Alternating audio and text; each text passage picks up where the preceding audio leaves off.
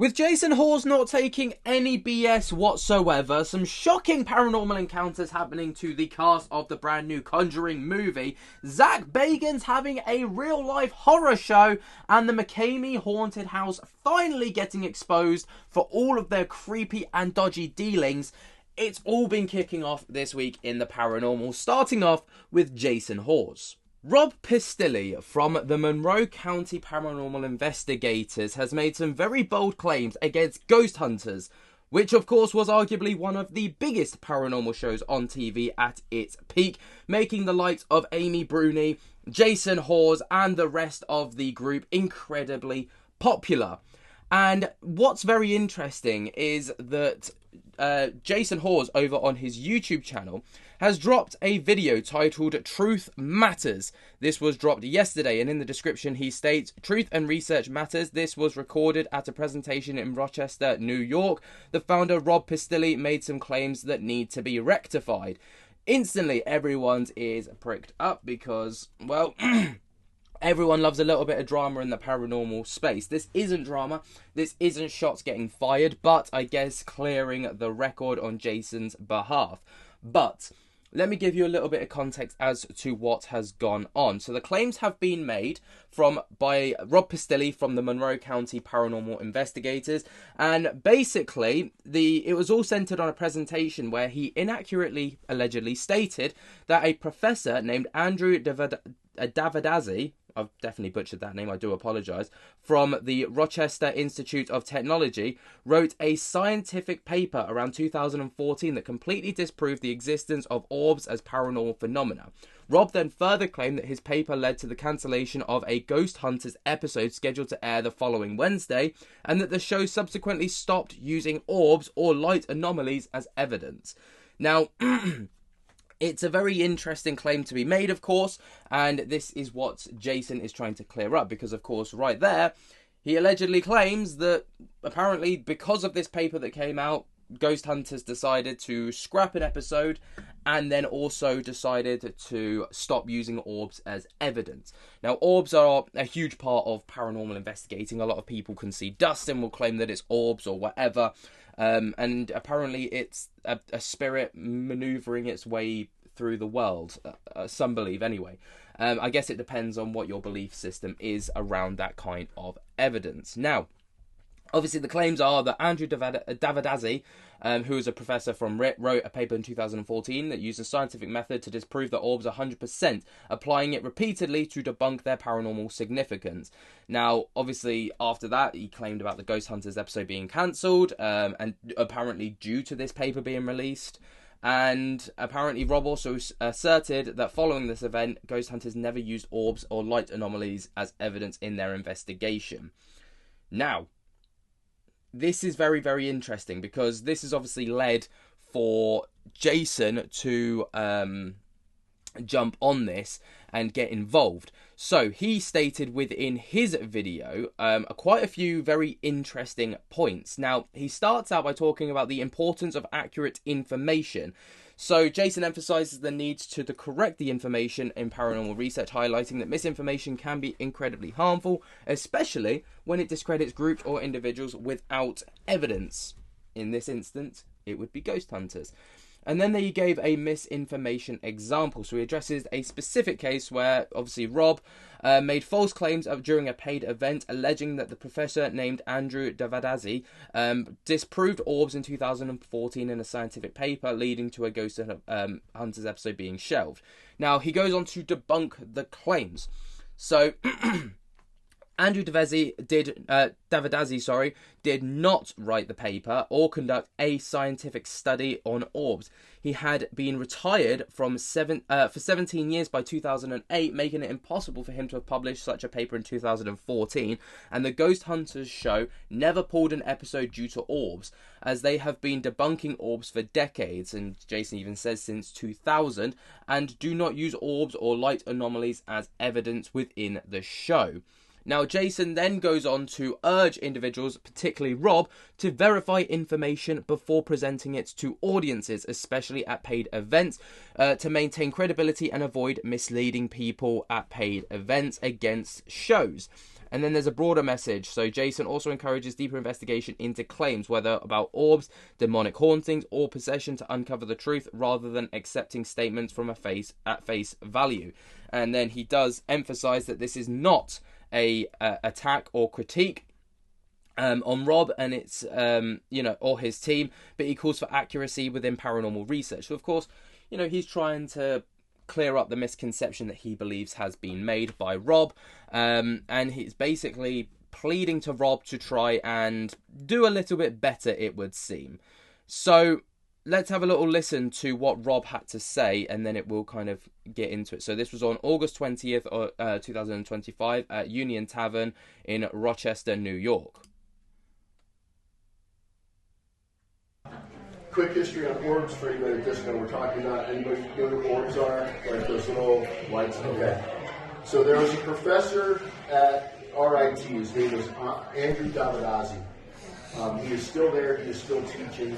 And he has we have contacted him. He said anytime we want to talk to him, we can, and then we just never get a chance to hook up. But this was around 2014 or so. He wrote a paper completely disproving orbs. 100% completely disproving them, taking scientific, method and applying it over and over and over again, completely disproving orbs. So at the time, Ghost Hunters, they were going to air an episode. Dr. Davidazzi posted his article online on a Friday. They had an episode that was due to air the following Wednesday. They've never shown that episode. That episode was shelved, and it's never been shown. And to this day, Ghost Hunters does not use orbs or light anomalies as evidence. They will not.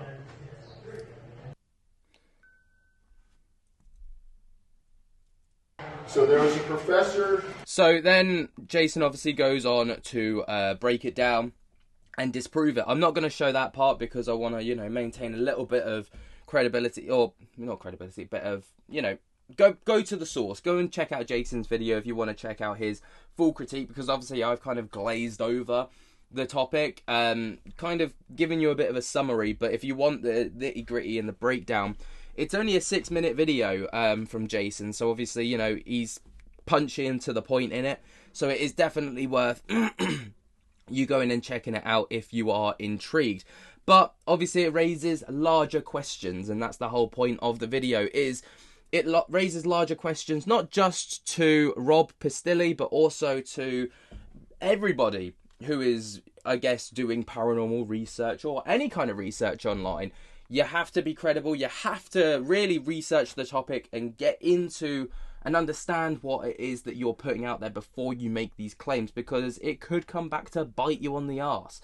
It's happened to a lot of people. It's happened to me in the past when I've made claims, or I've gone off of other people's research who clearly aren't able to research, and I've not done the research or due diligence myself, and it's come back to bite me in the arse, and I've had to apologise to a few people for that, even on this channel.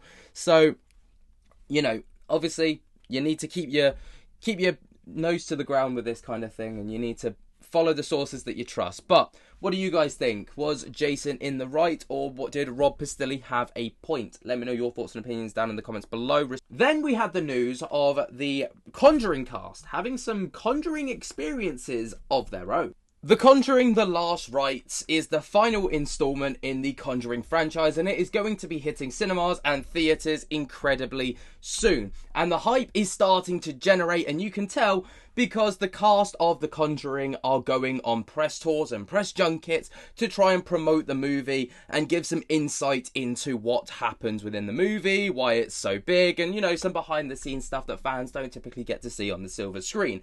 It's something that we quite often see when we build up to movies, but particularly in horror movies, people like to gear into this kind of supernatural element. If you remember the one that had Russell Crowe in it, the Pope's Exorcist, he stated that he had some very eerie supernatural things happening when he was on set filming for the movie The Pope's Exorcist, and that's exactly what has been happening and what is happening with regards to Vera Farmiga and also Patrick Wilson with regards to the Conjuring franchise, as Vera has come out, who plays Lorraine Warren, to state that she, whilst on set, has been getting cross-shaped bruises on her arms and on her body while she was filming not only this Conjuring movie, but apparently multiple other ones as well.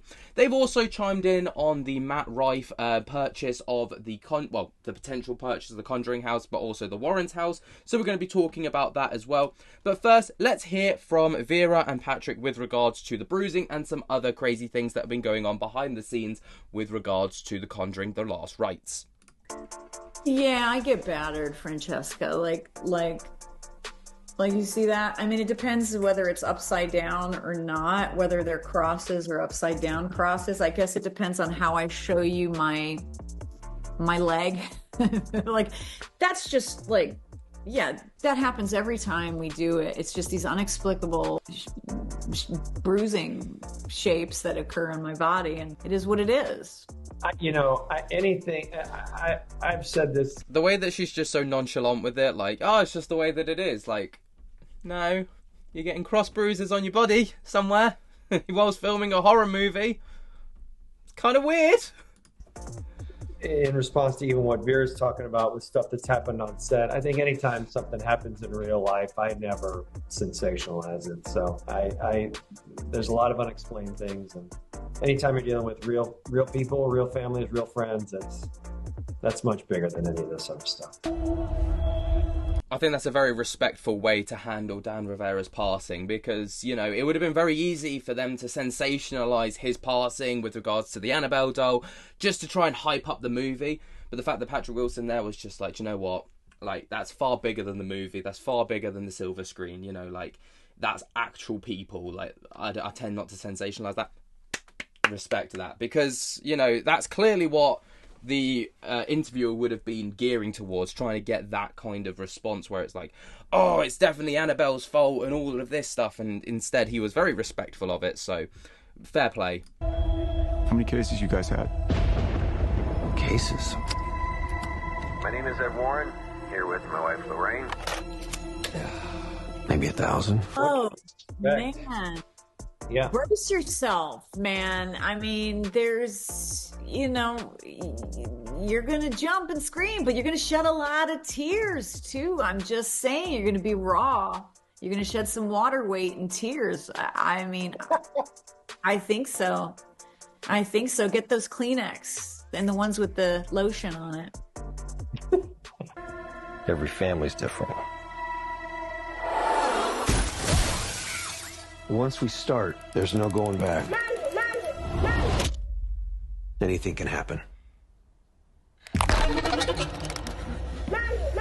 Yeah, bittersweet is it's impossible to put into words. I by the nature of just who we are as people and as actors and all of that, we're so used to the nomadic experience. And I mean, it was, and also we ended the shooting that very climactic scene in the films, which rarely happens, never happens, you know. So it did feel like, wow, we're coming to the end of something, and this is the most that these characters have ever been through, arguably the most that we've ever been through, certainly on this franchise. So yeah, it's hard to grasp the weight. It is, but I wish we could give you like a really nostalgic, like poignant, ooey gooey, like, there was no big grand farewell between him and me. Like, it was pretty unceremonious. Like, I don't know, we looked like zombies. We kind of just blinked at each other and he left. But I think we had gone so deep that we were just emptied. And they wrapped him like 3 days earlier than me. I was left in a bloody basement, like, still struggling. I don't know how to protect you this time.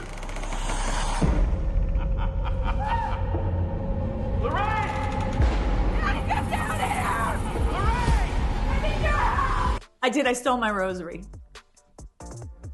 Why?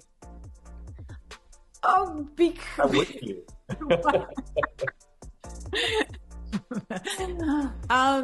Because Lorraine gave it to me. Oh, I love that. I don't know if I took anything this time around. I mean, I've taken things over the years. Oh my heart. Yeah. Probably just some shoes and things. Yeah, maybe some sweet tight pants. Oh, well, So it's helpful. By the power of our Lord Jesus Christ! So obviously that is what's getting us hyped for the movie. The big talking point there is obviously Vera Farmiga getting the like weird bruising on her legs and on her arms and stuff allegedly, and you know, some people have said that it's the right way round cross, which is apparently a good thing, and then some people have said that it's upside down, which obviously is a very bad thing. But from the thumbnail, it's a bit clearer to see the bruising here. Obviously, you know, distinct lines clearly going through. I mean, it could have just... this is the kind of thing with these kinds of movies, right? They always like say something crazy happens to try and sell the movie because it does help and it plays into that fear factor of the movie.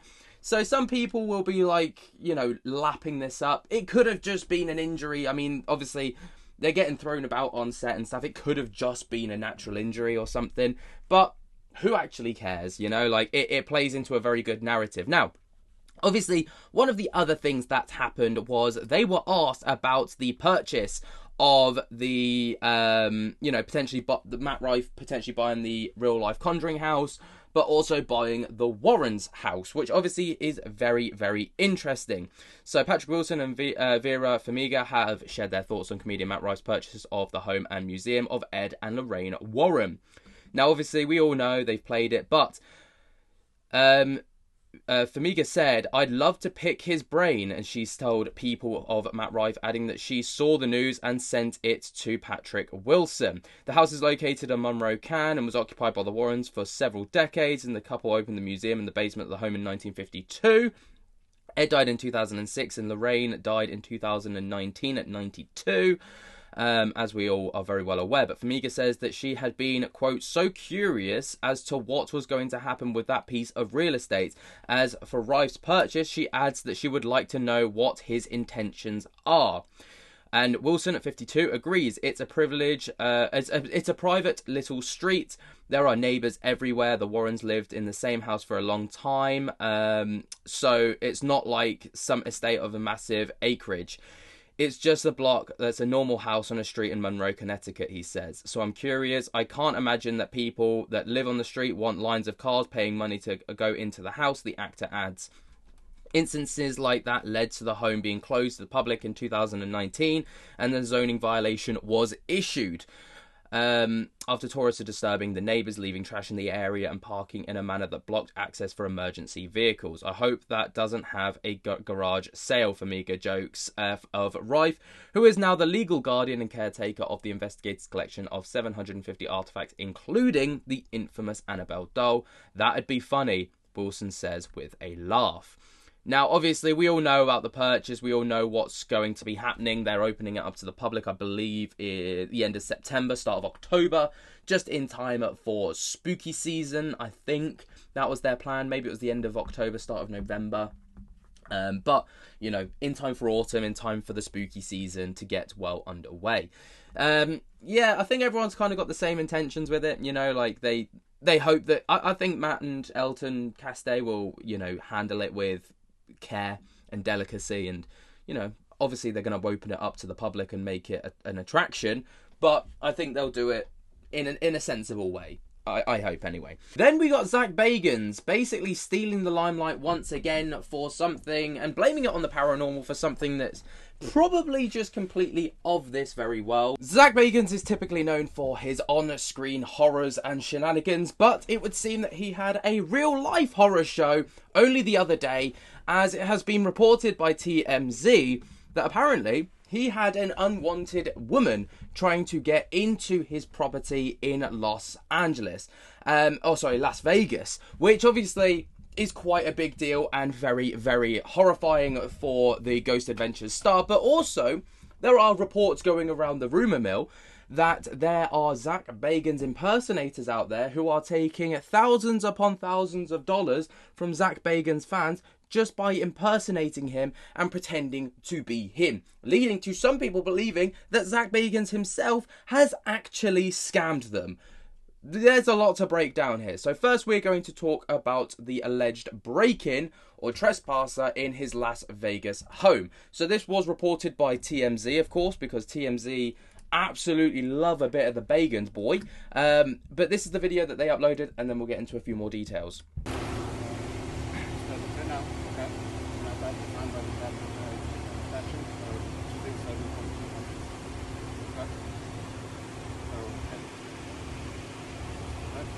But if you do come back, you're going to be subject to a misdemeanor, okay? Follow the law, but I won't come back, okay? So if you are caught back on this property, police will be responding and you'll be arrested immediately.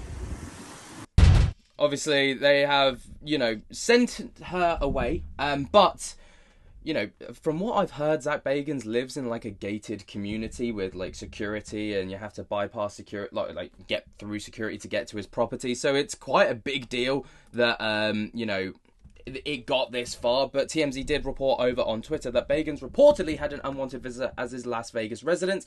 The Ghost Adventure star tells TMZ that he filed a report with the cops claiming that a woman went through 2 security gates and an armed security checkpoint in his neighborhood and attempted to gain access to his home in Sin City. He tells us the woman tried to open the door, which triggered the alarm sensors, prompting the security to respond to the scene on August 16th. The police report says that an unidentified woman told security that she'd been speaking with the paranormal expert for more than 3 years, and she claimed he'd scammed her out of hundreds of thousands of dollars. Zack says that's all BS. So obviously that kind of leads us into the idea of these alleged scams that are taking place. But, this was the security guard that we obviously saw within the footage. And I believe in this might actually be the alleged trespasser that was trying to gain access to the property. Now, obviously, she apparently tried to open the door, which triggered the alarm sensors, like we've already stated, and then the security responded to this, which then led to this footage being taken. Now, obviously, the police have stated that she'd been speaking to the expert apparently online. We're told that Zack wasn't actually home at the time of this distressing incident, but his assistant was there to pick something up and saw the whole thing go down. According to the police report, the woman denied trying to access Zack's home, claiming that she only rang the doorbell. Cops say that the woman drove away in her vehicle after security took photos of her and informed her that she was trespassing on private property. The report also notes that Zack's assistant said that the woman was allegedly spotted at Zack's museum in Vegas prior to the uninvited visit.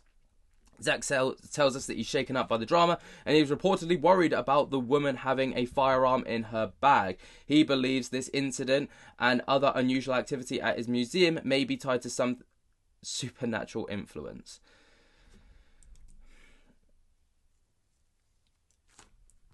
Moving on. He tells us that he recently bought home a piece of art titled Artemis Fractal, painted by Bill Stoneham, who famously painted the most haunted painting in the world. Zack says he placed a painting in his house just an hour before the woman showed up. Zack says he decided to move it to his museum, and in the last week, Zack says multiple museum visitors have fainted, found themselves with bruises and scratches and unexplained crying spells. Zack says that he is now considering having the museum blessed and exorcised. Something wicked this way comes, indeed. Right, I'm going to, obviously, this is a very spooky, this is a very serious incident that has taken place. I'm not going to claim that it's supernatural, because, I don't know. It always, there's never something like this that happens with Zack Bagans that doesn't just get tied to the supernatural. Maybe it's something to do with the alleged, thousands of dollars that was taken, which leads us very nicely on to the next part, which is that there are scam allegations involving impersonation. So obviously, this woman has rocked up to Zack's property claiming that they've spoken online for upwards of 3 years, and he's taken hundreds of thousands of dollars from her. Now, this ties us quite nicely into this. Now, there have been reports of a scammer impersonating Zack Bagans, leading to significant financial losses for a victim.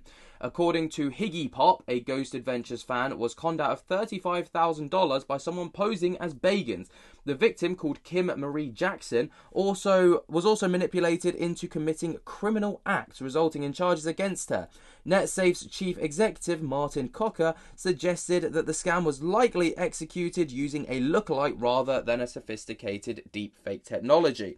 Additionally, warnings have been issued about scammers creating fake pages impersonating Bagans, falsely offering membership cards and direct communication, which Bagans has publicly clarified he does not engage in. These scams exploit the public persona, and Bagans has issued warnings to fans to be cautious. Now, these incidents do occur amid ongoing scrutiny of Bagans' credibility in the paranormal and entertainment industries, and some sources like TV Overmind have labelled Ghost Adventures as fake, citing contributor Aaron Goodwin claims to have manipulated recording and coached reactions. Other criticisms include allegations of plagiarism in Bagans' book Ghost Hunting for Dummies, and accusations of him exerting undue influence to cancel competition in paranormal shows, of course, as we already are aware of. So, you know, Bagans puts this down to paranormal influence from an alleged haunted painting. She's there claiming that he's taken hundreds of thousands of dollars, which obviously he is denying. But there's also rumours of not deep fake, but impersonators out there taking money from fans of Zak Bagans, which, you know, as of right now, no indication that Zak Bagans himself is implicit in this, so, you know, don't take that as what I'm saying. But it's a real thing. It happens all the time with high notable celebrities, especially. Zak Bagans has got a very, loyal fan base, let's call it. So these people, if Zak Bagans was to reach out in some capacity, would probably do as he asked. I mean, to go through with criminal actions and actually like do that on what you believe to be Zak Bagans' behalf is kind of balmy, in my opinion. Like, no one could influence me far enough to do that, but here we are. Let me know what you guys think about this down in the comments below. While you're down there, jump to get the hell out of that like button. Do you think that it is the paranormal haunted painting that's caused this to happen, or do you think that there is something a bit more underlying? Obviously, we've got the Holly Madison allegations that came out earlier this year, where he has been known to allegedly, play the field a little bit. Could this be one of those situations? And the McKamey haunted manor finally getting what it deserves. That creep pit has finally been exposed. McKamey Manor has been one of the longest standing controversial haunted attractions in the world. If anyone doesn't know what McKamey Manor is, then you're very lucky, because it's dubbed as this haunted house and this torture house. And the idea is that people pay money to go to this location to test their endurance levels, let's call it, right? But that's just kind of a guise as to what this place truly is and what actually happens behind closed doors, as what actually happens and has been exposed by a couple of YouTubers is far more disturbing. So let me give you a bit of a rundown. McKamey Manor, of course, is an extremely haunted house, or dubbed to be a haunted house attraction, founded by Russ McKamey.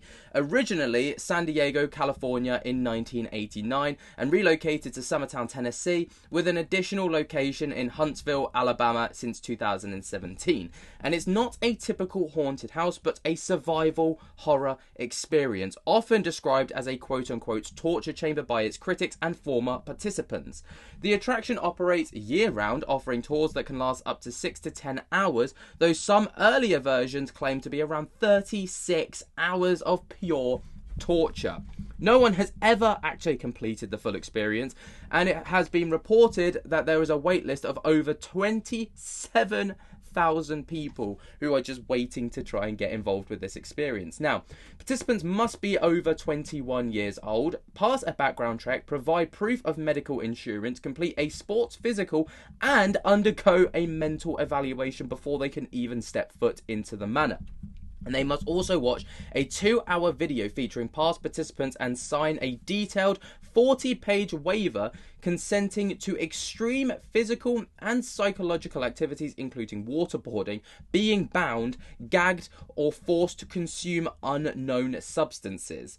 The waiver has been criticised for legal ambiguities, with some suggesting that it may not fully shield the operation from liability due to gross negligence or possibly intentional harm. Now, the experience is called Descent as of 2023, is personalised based on participants' fears gathered through the screening process.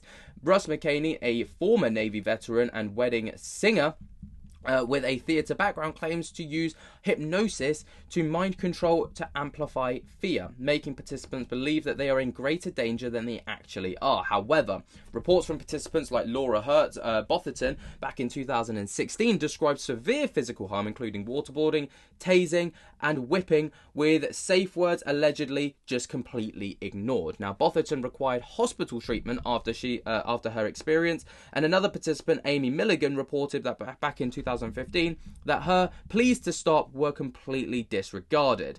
Now, McKamey Manor tour has faced significant controversy. A 2019 petition with over 180,000 signatures called it a torture chamber and urged its closure, alleging unsafe practices and psychological trauma. A 2023 Hulu documentary, Monster Inside America's Most Extreme Haunted House, prompted an investigation by Tennessee Attorney General Jonathan Skrmetti into its practices, leading McKamey to sue the AG in 2024, claiming violations of his constitutional rights. In July of 2024, McKamey was actually arrested on charges of attempted second-degree murder, rape, and a domestic assault, but these were completely dropped in September of 2024. Now, it's worth noting that the attraction doesn't charge a monetary fee, but previously required dog food or donations for animal welfare. A $20,000 prize for completing the tour was once offered but later removed, with critics like journalist Megan Selling arguing that the marketing ploy as part of the experience is designed to be impossible to finish. McKamey insists it's all smoke and mirrors with no real torture, where no real torture actually occurs, and filming every session as legal protection. However, local opposition in Tennessee, including officials like Commissioner Scott Franks, has been strong, with complaints about disturbing scenes through the operation remains legal participants' consent. Now, despite the claims on the platforms like Reddit, for example, in 2023, where it was permanently closed on Google Maps, McKamey Manor still continues to operate per its official website and ongoing social media activity, and the attention towards it remains decisive at best. Now, obviously, this is quite a strange location, and a lot of people would think, well, people are signing up to it, they know what they're going into, they seem to be briefed quite well prior to going in, they should be aware of what they're signing up to.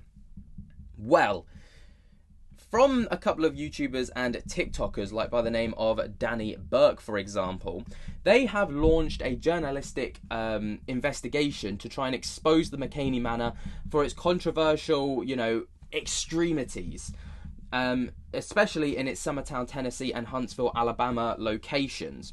Now, they posted their findings to social media like TikTok and YouTube, and it absolutely exploded. So it started out with, some exposés of the owner more specifically, and then it went into some more kind of graphic videos. Now, a trigger warning is advised for this part because, it's not easy watching, but it's just the sheer truth of what goes on behind the closed doors at this actual location. So, yeah, trigger warning advised, be mindful, and, just have a little listen.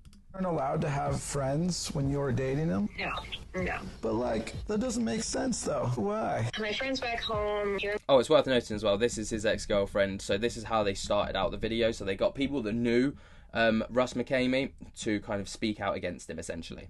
like any of them. There was always a reason he disapproved. He has to be in control of everything. Like, he doesn't want anyone that could, like, make her second guess the relationship with Russ. Did he make you cut ties with, like, anyone of, like, your family? He didn't really want me involved with any of my family. To him, like, me interacting with my brother was like recontaminating myself. You know, I didn't go anywhere the entire time I was with him without him. Like, we were never separated, hardly ever. When we would go out and I would meet people, he just didn't like it. But also, I like to dress a certain way, and he gets really insecure about me being out and around other humans because of the way I dress. I think a healthy relationship is all about trust. If you're in a relationship and you can't dress the way you want to dress, then you're not going to be yourself. How is that healthy? It's not healthy. Let me be me. That's why you like me. You fell in love with me. So it's a little hypocritical that Shay isn't allowed to wear what she wants to wear, but Russ is totally okay with what I'm wearing. So we were going over the videos and stuff, and it was to the stripper part. Arrested you for being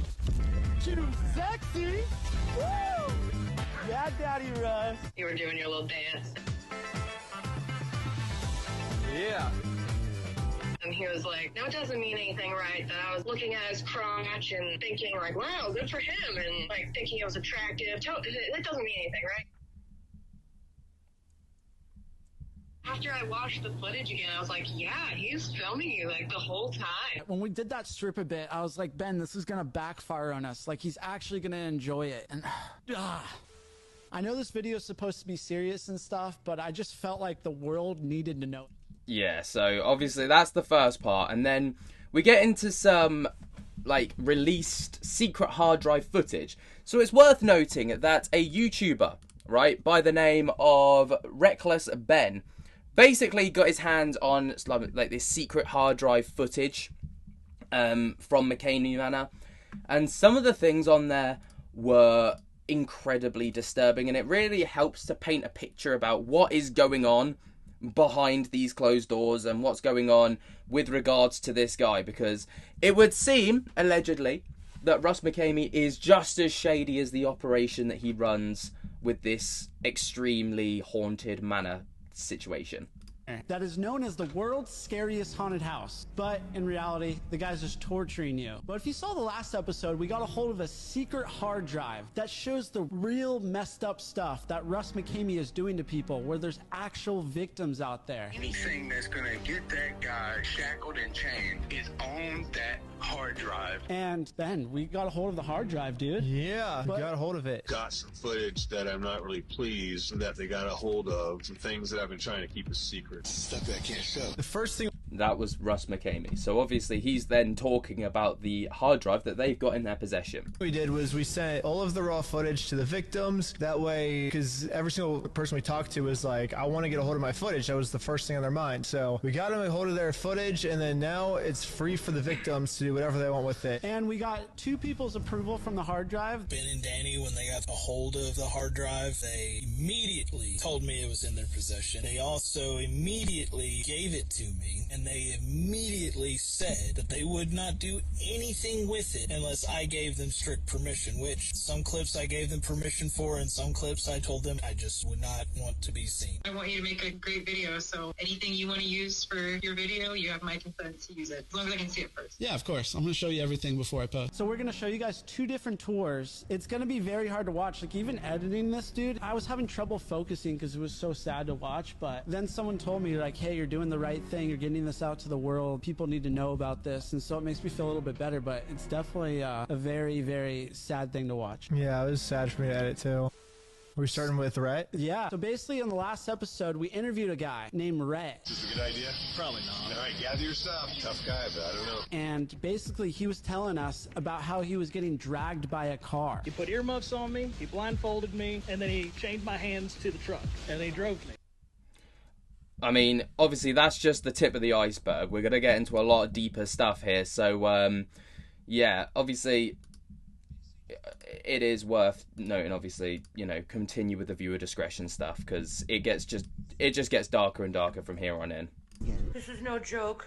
Basically just get waterboarded, and the only reason no one has actually like made it through is because if you're getting waterboarded, you just can't breathe, and if you can't breathe, you're just gonna die. So then you gotta quit because you're gonna die. He was stupid enough to give us the contract for us to print out and then give back to him to sign. Yeah, he gives us half of the contract, and then we get the rest of it when we're there. So he gives us half of the contract. We're like, we can easily change this without him knowing. This one understands that they violate Now this is where the expose really comes into play. this agreement, that they agrees to pay Russ McKamey Manor $50,000 as damages. Instead of owing him 50 grand, Oh, I'm gonna take that.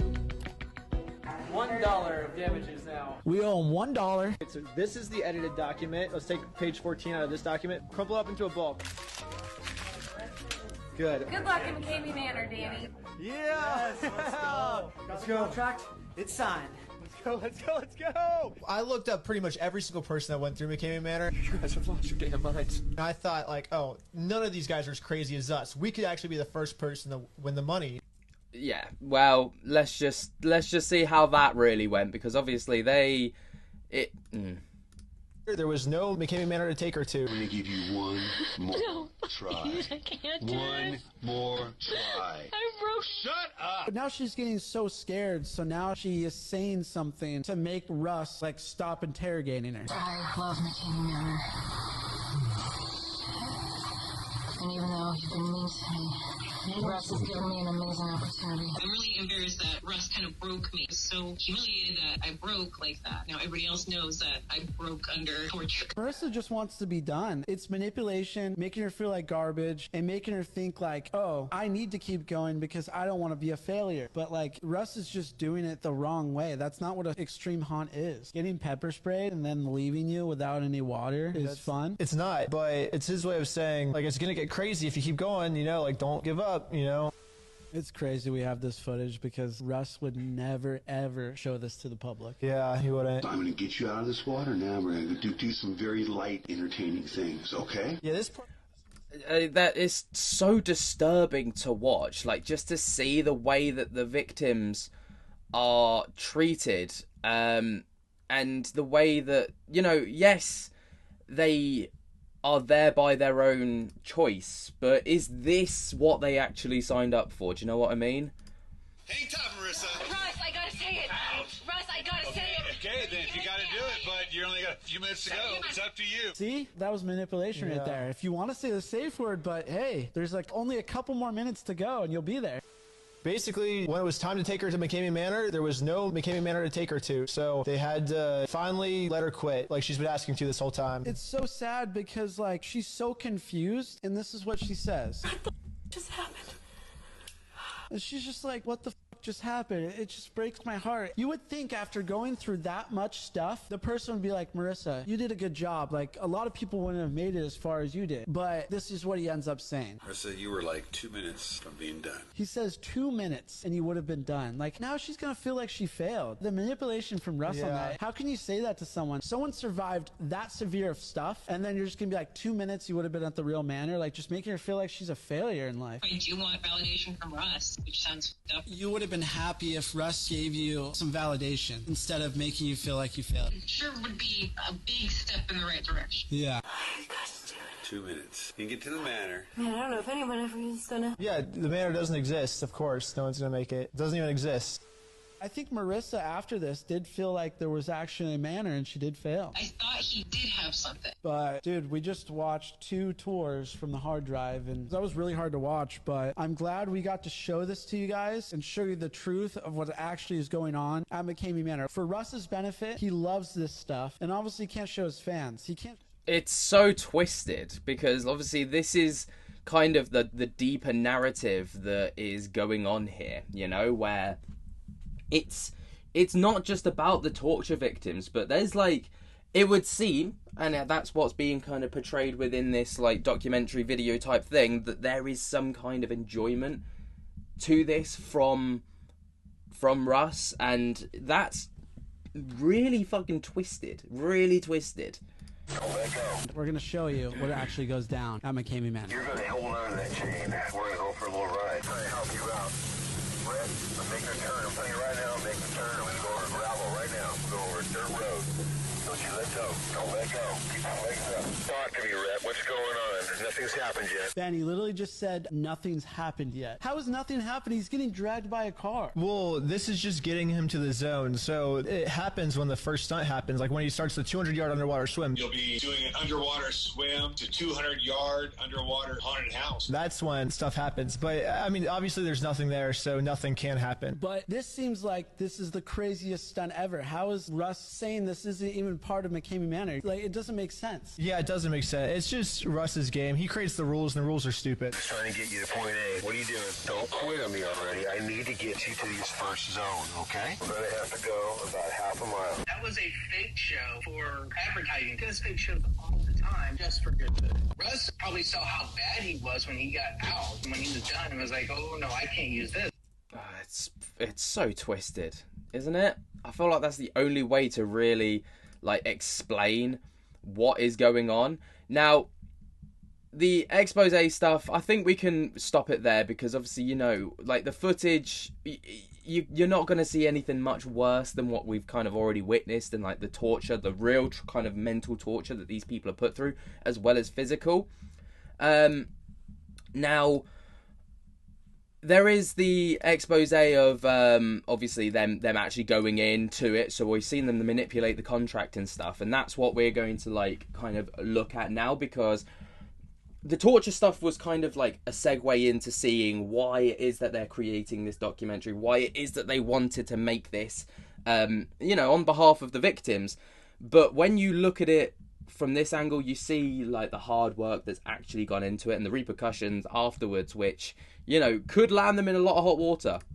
2 minutes. You can get to the manor. Man, I don't know if anyone ever is gonna... Yeah, the manor doesn't exist, of course. No one's gonna make it. It doesn't even exist. They just haven't caught me yet. They haven't caught me. I'm not afraid of them. I love to inflict pain on certain individuals. There's no stopping me. There's no stopping the torture king. And that's where the real victims are coming from. Once I'm dead, I'll have somebody release all the really good footage. Till then, you're stuck with what I want to show you and only what I want to show. I don't want to get in trouble. This is the most dangerous one. That's the narcissist. This is the one that cares nothing about anybody helping him. He doesn't care if the people going through the manor actually get hurt. He just wants to get the shot for himself. Russ is going to do whatever he can to get the shot that he wants. This is the bad Russ. This is the scary Russ that the world doesn't see. That is the Russ I want the world to finally see. But apparently there's evidence of this on a secret hard drive, and Ben and I are gonna try to get a hold of it. Like a week later, we got something in the mail, dude.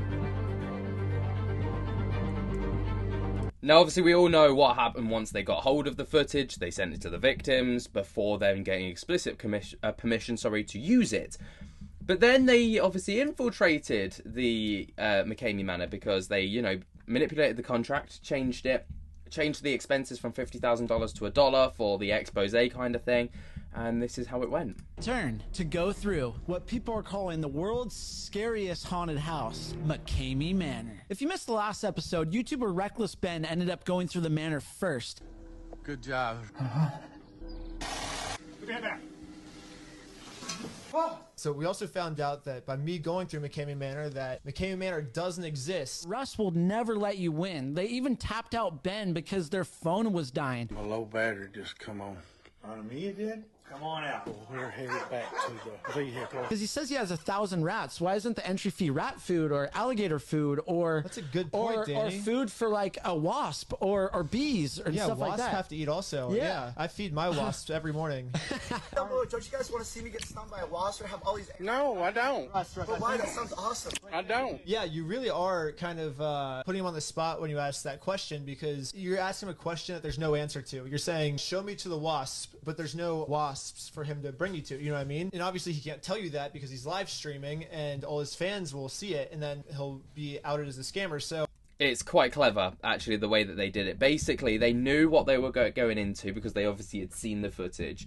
They had mentally geared themselves up, and they were, like, basically about to beat it until, like, Russ was like, nah, do you know what? I'm going to pull you out because you're doing too well, essentially. So, essentially, there's no way of actually winning at McKamey Manor, regardless of how tough or hardy you actually are.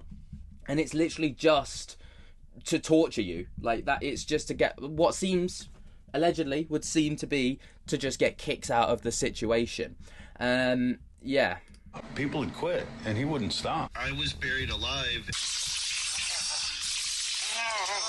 I was saying I quit, for real. I quit. Russ, no, I'm done. I'm done. I quit. And he just kept shoveling dirt on me more and more and more. I quit. You don't quit. There's no quitting. There is no quitting, Chris. Russ, I don't want no more. Russ, I'm done. Relax. You know that. Russ, I quit. There's no quitting. Russ, ooh, look at there. And telling me, no, I didn't quit. There's no quitting, Chris. Russ, please. That was technically illegal. I signed a thing that said that when I was done, when I said the safe word, it would end, right? It didn't end for me. Even though I very much did not want to be there anymore, I thought, am I going to be the first one to actually die at McKamey Manor? So I did not get what I signed up for. We're here to stop it once and for all. He will abuse physically and mentally his girlfriends. He, on many occasions, wanted to chew food and make me eat it from his mouth. During Manor activities and stunts, if there was something I did not want to do, he would tell me that if I did not do it, that I did not love him.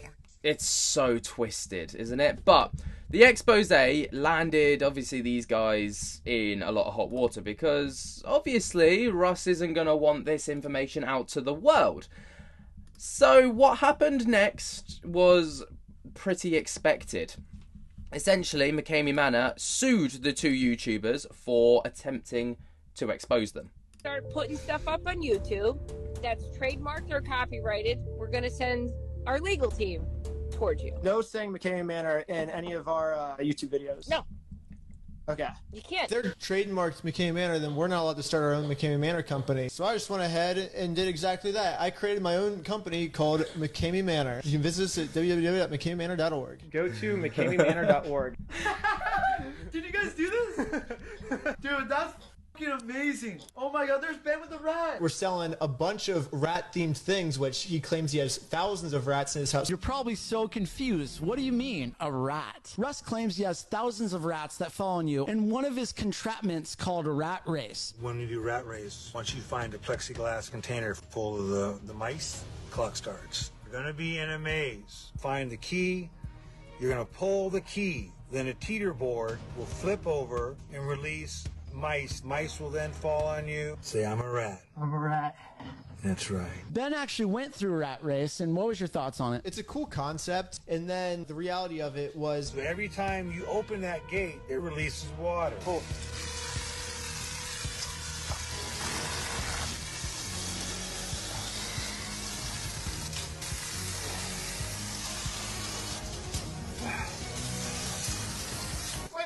Okay, close your eyes, close your eyes, close your eyes. Like, when he was describing it to me, it sounded really fun. And then I got there, and yeah, he was just kind of standing on top of me with a hose, like, spraying water in my nose. But there was no rats. Yeah, also, yeah, you're right, there was no rats. What's the legal loophole? Because you own mckameymanor.org? Well, this doesn't protect us from getting sued. This is actually just more of a reason for him to sue us. Okay, fine. And to back that up, we bought McKamey Manor LLC. No way. Yeah. So now we told the moderator, Kelly, that we have just created our own company called McKamey Manor. That's a big trademark issue right there because Then, yeah, you guys just show a rat, and then you guys will sue the heck out of us. Well... Because then we would be, then we'd be copying you guys, so...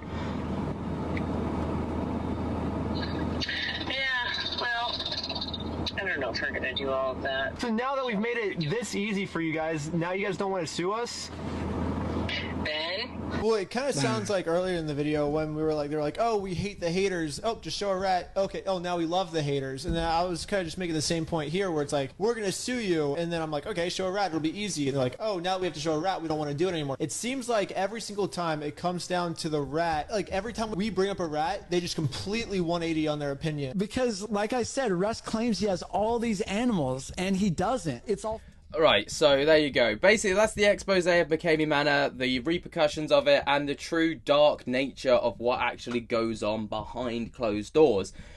Now, again, many people have argued with this, stating, well, people know what they're signing up for and all the rest of it, but this goes beyond just the torturing stuff, right? This goes to the point of, obviously, there's proof there that people have said that they want to quit, and they've been refused that choice. You know, which is illegal. Essentially, you know, they're breaching the contract that they sent out, which says that if you use the safe word to get out, we will stop. But that didn't actually happen. And there's also proof that people are literally mentally and physically tortured for the enjoyment, allegedly, of someone else, which is so twisted. And yeah, it was an incredible expose. Obviously, if you want to go and check out the full thing, go over to Danny Burke's YouTube channel. You know, he's got the entire thing in a full documentary. It's really, really good. I highly recommend it. What do you guys make of all of this? Let me know your thoughts and opinions down in the comments below. While you're down there, jump to get the hell out of that like button and subscribe. And until next time, I'll speak to you later. Peace.